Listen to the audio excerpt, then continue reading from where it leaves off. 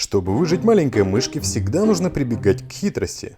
Только кот собрался на нее напасть, она тут же пропала из его поля зрения. Этот кот совершенно не понимает, куда же она делась. А этому мышонку пришлось занять более опасную позицию, он будто ковбой на родео занял позицию на спине кота. Кот все же попытался его достать, но у него ничего не получилось. А здесь уличный котенок находится в недоумении, он прям чувствует, что мышонок где-то рядом. Мышонок только что был перед ним, а куда он делся, непонятно. Так и не найдя мышонка, котенок уходит прочь. Вот так мышатам приходится использовать интеллект, чтобы спасаться от хищников.